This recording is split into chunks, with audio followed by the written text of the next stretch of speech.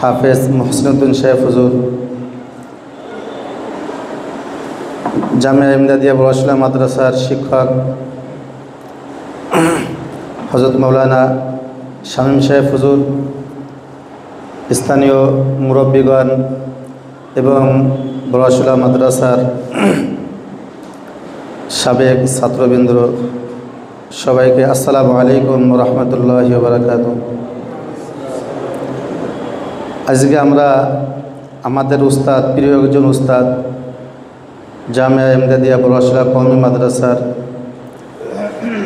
যিনি শুরুলগ্ন থেকে মাদ্রাসাকে মোহাব্বত করতেন, ভালোবাসতেন। আমরা যেহেতু এখানে বিশেষ কয়েকজন ছাত্র আছি, বড়াশোলা মাদ্রাসার শুরুলগ্নের ছাত্র, হুজুর যে মাদ্রাসাকে কতখানি ভালোবাসতেন, মোহাব্বত করতেন, হুজুরের আমল, উনি কত একজন আল্লাহওয়ালা ছিলেন। আমরা রাত্রেবেলা যখনই উঠছি তখন হুজুরের বাসা ছিলেন না। প্রথম সময়ে হুজুরের ওখানে বাড়ি ছিল না, ওখানে আমাদের এক ছাত্র ভাইয়ের বাড়ি ছিল, নানার বাড়ি ছিল। ওই বাড়িতে যে আমরা যেতাম, আসা যাওয়া করতাম, ও তখন ওই জায়গায় বাড়ি ছিল না। হুজুরের রুম ছিল হেফজখানা, এখন যেখানে আছে হেফজখানার পশ্চিম পাশে যে রুমটা, ওই রুমটাই হুজুর থাকতেন। আমরা যখনই রাত্রেবেলা উঠতাম দেখতাম হুজুর জাগনো। রাত্রেবেলা আমরা ইস্তেঞ্জায় গেছি, মাদ্রাসা থেকে, রুমের থেকে বাইরে হয়ে কোথাও গেছি, কাউকে কোথাও দেখি নেই, কিন্তু সকালবেলা ক্লাসে গেলেই বলতেছে, হুজুর তুমি অমুক জায়গায় রাত্রে অমুক সময় ইস্তেঞ্জায় গেছিলে, অমুক জায়গায় দাঁড়িয়ে কথা বলছিলে না। অটোমেটিক এতেই বোঝা যায় হুজুর রাত জাগরণ করতেন। একজন বুজুর্গ হওয়ার জন্য যে গুণাগুণ, রাত জাগরণ, হুজুর সেই রাত জাগরণ করতেন। মাদ্রাসার মোহাব্বতের কথা, হুজুর, আমরা যেহেতু মাদ্রাসায় 3টা পুকুর কাটছি, আবার বন্ধ করছি। আপনারা নতুন যারা ছাত্র আছেন অনেকে জানেন, অনেকে জানেন না। 3টা পুকুর আমরা কাটিছি, আবার বন্ধ করছি।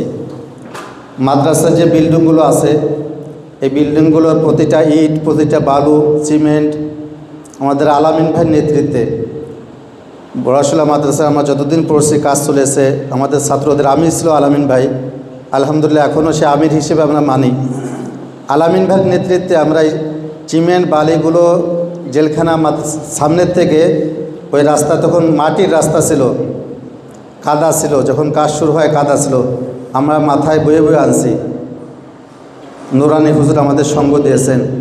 বিশেষ করে রাত্রে আমরা যখন মাটি কাটছি, হুজুর খুব কোদাল কোদাল কোপাতে পারতেন। হুজুর নিজে কোদাল কোপাতেন এবং আমাদেরকে মেখুল মাদ্রাসার মাটি কাটার কাহিনী শোনাইতেন।